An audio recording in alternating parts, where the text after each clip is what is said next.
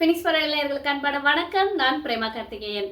மீண்டும் ஒரு லாங் வீடியோவில் உங்களை சந்திக்கிறதுல ரொம்ப ரொம்ப சந்தோஷம். இந்த வீடியோ முழுக்க முழுக்க 90s பிறந்த ஆண் பிள்ளைகளுக்காக மட்டும்தான் நான் பேசியிருக்கேன். நிச்சயமாக இந்த வீடியோ ரொம்ப யூஸ்ஃபுல்லாக இருக்கும். நான் என்னோடய மனசுலேருந்து நிறைய விஷயங்களை சொல்லணும்னு நினச்சி பேசியிருக்கேன். இந்த வீடியோ பார்த்து யாராவது ஒரே ஒரு பையனாவது எனக்கு நீங்கள் பேசுனது ரொம்பவே புரிஞ்சுதுக்கா, உங்கள் வீடியோ பார்த்ததுக்கப்புறம் எனக்கு ஒரு கிளாரிட்டி கிடச்சிது, நான் இப்போ மேரேஜ் பண்ணிக்கிட்டேன்னு சொல்லி ரொம்ப நாளைக்கு அப்புறம் எனக்கு ஃப்யூச்சரில் ஒரு மெசேஜ் பண்ணால் அதை விட சந்தோஷம் வேறு எதுவுமே இல்லை. அந்த வீடியோவோட நோக்கமே அதுதான். புரியாத நிறைய விஷயங்களை புரிய வைக்கணும்னு நான் நினைக்கிறேன். இந்த வீடியோவில் சொல்ல போகிறது என்னென்னா, ஒரு 90s பிறந்த ஒரு பையனாக நீங்கள் இருக்கலாம். லவ் எல்லாம் எதுவுமே செட் ஆகலை, இல்லை பிரேக்கப் ஆகிடுச்சு, அப்படி என்ன வேணாலும் ரீசனாக இருக்கலாம். ஆனால் இப்போதைக்கு வீட்டில் தான் பொண்ணு பார்த்துக்கிட்டே இருக்காங்க, ரொம்ப நாளாக பொண்ணு பார்க்குறாங்க, ஆனால் மேரேஜ் எதுவுமே செட் ஆகலை அப்படின்றவங்களுக்கு தான் இந்த வீடியோ. இப்போது 90s பிறந்த பிள்ளைங்களோட பேரண்ட்ஸ் எந்த இயரில் பிறந்திருப்பாங்க, ரொம்ப பின்னாடி போய் பார்க்க போகிறோம். அப்போ தான் பேரண்ட்ஸோட மென்டாலிட்டியை நம்ம ஈஸியாக புரிஞ்சுக்க முடியும். அதுக்கப்புறமா தான் இப்போ என்ன பிரச்சனை நடக்குதுன்றதை உங்களுக்கு கிளியராக புரிய வைக்க முடியும். இப்போது 60s பிறந்திருப்பாங்க. மோஸ்ட்லி பார்த்தீங்கன்னா பேரண்ட்ஸ் 60s பிறந்தவங்களா இருப்பாங்க, பிறந்து 70s வளர்ந்தவங்களா இருப்பாங்க. இப்போது அப்படிப்பட்ட ஒரு காலகட்டம் எப்படி இருந்ததுன்னா, பொம்பளை பிள்ளைங்க பிறந்தாலே கள்ளிப்பாலும் நெல்லும் கொடுத்த சமூகம். ஒரு பையன்தான் வேணுன்றதுக்காக 4 பொம்பளை பிள்ளை 5 பொம்பளை பிள்ளைலாம் பெற்றுக்கிட்டாங்க. ஆக மொத்தம் அவங்களுக்கு ஒரு பையன்தான் வேணும். நான் சொல்கிறது உங்கள் அம்மா அப்பா வளர்ந்த காலகட்டத்தில் இருந்த மக்கள், அவங்க அப்படிப்பட்ட ஒரு சமூகத்தை பார்த்து தான் வளர்றாங்க. அப்போ அவங்க மைண்ட்லேயும் என்ன இருக்குன்னா, ஒரு பையன் நமக்கு பிறந்துட்டா இந்த உலகத்தில் எல்லா பிரச்சனையும் சரியாயிடும். ஒரு பையன் ஒரு வீட்டில் பிறக்கிறது தான் ஒரு பொண்ணோட ஒரு ஆதர்ஷன குறிக்கோள். ஒரு பிறந்த பிறவியின் பலனை அடைவதற்கு சமம் ஒரு பொண்ணு ஒரு பையனை பெற்றெடுக்கிறது, அதாவது நம்மளோட அம்மாக்கள் காலகட்டத்தில். அப்படி இருக்கும்போது பொண்ணு பிறந்துட்டா அந்த வீட்டில் எப்படி எல்லாம் ட்ரீட் பண்ணாங்க.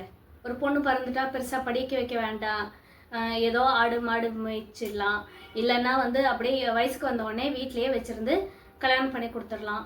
இந்த மாதிரியான ஒரு காலகட்டத்தில் அவங்க வளர்ந்துருக்காங்க. ஆனால் அதை அவங்க பண்ணலை.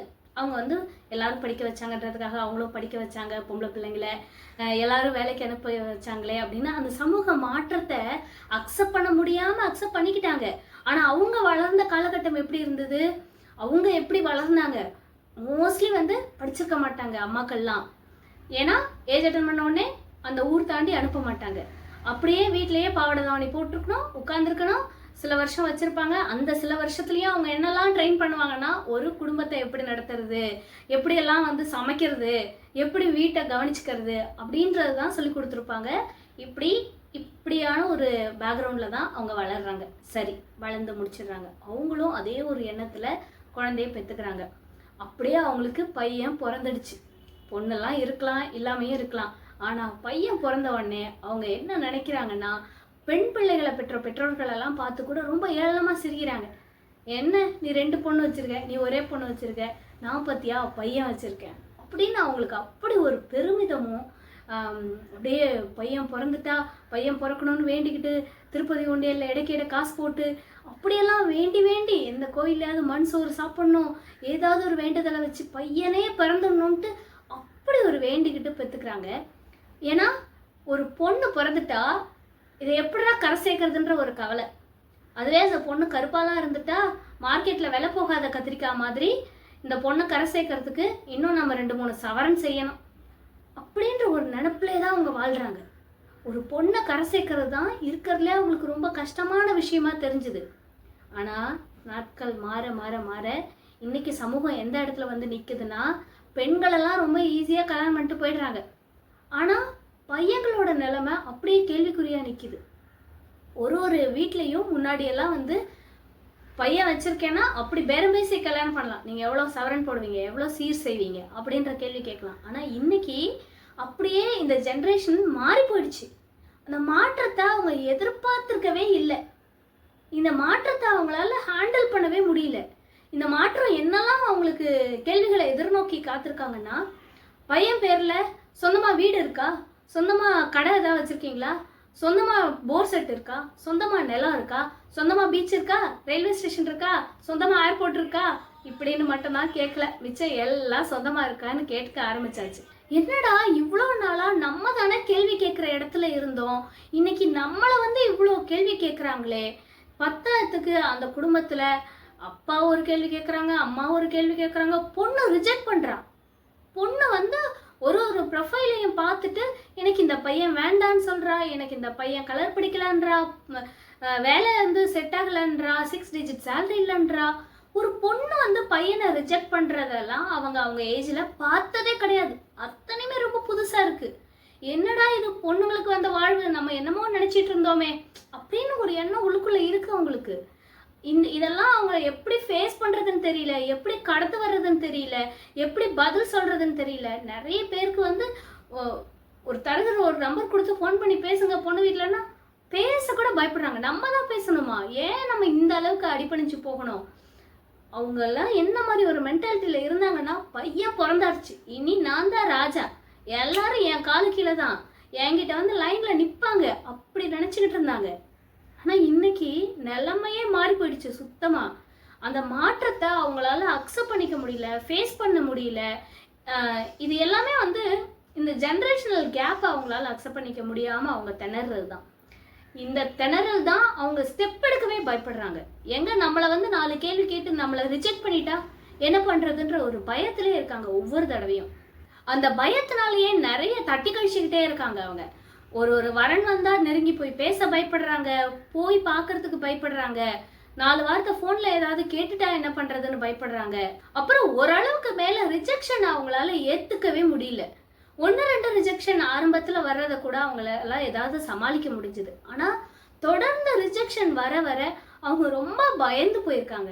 இதுக்கப்புறம் என்ன செஞ்சு நம்ம பொண்ணு தேடுறது, எந்த கிரைட்டீரியாக்குள்ளே நம்ம போகிறது? இத்தனைக்கும் இந்த பேரண்ட்ஸ் எல்லாம் வந்து வரதட்சணை வேணாம்னு சொல்லியாச்சு, நகை போடலன்னா பரவாயில்லன்னு சொல்லியாச்சு, எல்லாமே சொல்லியாச்சு. ஆனாலும் அந்த பக்கத்துல இருந்து வர்ற கேள்விகள் எல்லாத்துக்கும் மேலே இன்னொரு சைடு இருக்கிற பயம், இந்த படித்த பெண்கள் மேலே இருக்கிற ஒரு பயம். இந்த பொண்ணு இவ்வளோ படிச்சிருக்காளே, இவ்வளோ பேசுகிறாளே, நாளைக்கு வேலைக்கு போனால் குடும்பத்தை மதிப்பாளா, என் பையனை மதிப்பாளா, என்ன பார்த்துப்பாளா, என்ன மதிப்பாளா அப்படின்னு அவங்களுக்கு இருக்கிற அவ்வளோ பயம். பையன் எதிர்பார்க்கறது என்னமோ ஒரு படித்த பொண்ணு தான், ஆனால் அம்மாக்களின் பயம் அது ரொம்ப அதிகமாக இருக்குது.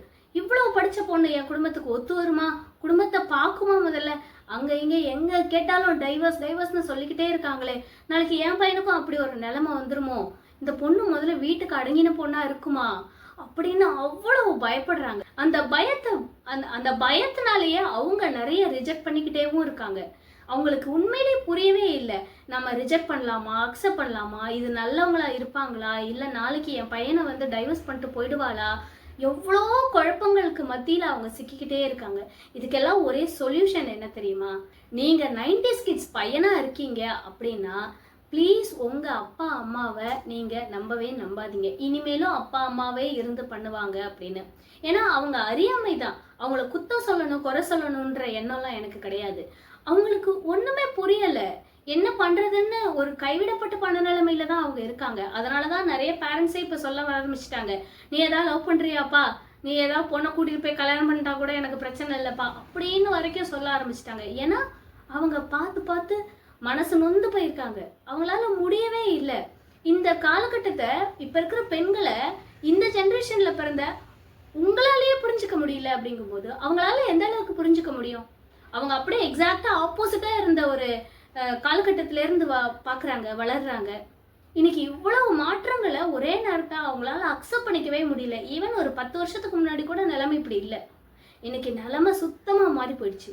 முடிஞ்ச வரைக்கும் 90s கிட்ஸ் ஆண்களாக இருக்கிறவங்க, உங்களுக்கு கல்யாணம் வேணும், நடக்கணும் அப்படின்னு நீங்கள் ஒரு எதிர்பார்ப்பில் இருக்கீங்கன்னா ப்ளீஸ் நிறைய மேட்ரிமோனி வெப்சைட்லலாம் நீங்களே உங்கள் ப்ரொஃபைலை கொடுத்து ரெஜிஸ்டர் பண்ணுங்கள். நீங்களே களத்தில் இறங்குங்க. நான் எப்படி என்னை பற்றியே பேசுறது, நான் எப்படி இதிலலாம் ஈடுபடுறது, எப்போவுமே ஒரு வரைமுறை இருந்ததே, அப்பா அம்மா பார்த்து வைப்பாங்கன்னா அப்படி கிடையாதான்னா அதில் ரொம்ப சிக்கல்கள் இருக்குது, இவ்வளோ சிக்கல்கள் இருக்குது. அதனால் உங்களுக்கு பிடிச்ச பொண்ணை நீங்களே மேட்ரிமோனியில் போய் தேடி பாருங்கள். நிச்சயமாக உங்களுக்கான வரணும் அமையும். இதில் இன்னொரு பிரச்சனை என்னென்னா, பேரண்ட்ஸ்க்கு நிறைய பேருக்கு மேட்ரிமோனி பற்றி நிறைய தெரியறதில்ல. அவங்க அந்த ஊருக்குள்ளேயே, அவங்க சர்க்கிள்குள்ளேயே அப்படியே தான் பார்த்து தேடிட்டு இருக்காங்க. இன்னைக்கு மேட்ரிமோனி எல்லா கேட்டகரியிலையும் வேற வந்துருச்சு. உங்களுக்கு என்ன மாதிரி வேணுமோ அதெல்லாம் நீங்களே சூஸ் பண்ணுற லெவலுக்கு தான் இருக்குது. ஸோ இந்த டெக்னாலஜியெல்லாம் ஹேண்டில் பண்ண தெரியாத பேரண்ட்ஸ் இருக்கிறதுனால இதெல்லாம் நீங்களே இருந்து ஹேண்டில் பண்ணுங்கள். உங்கள் வாழ்க்கை உங்கள் கையில் தான் இருக்குது.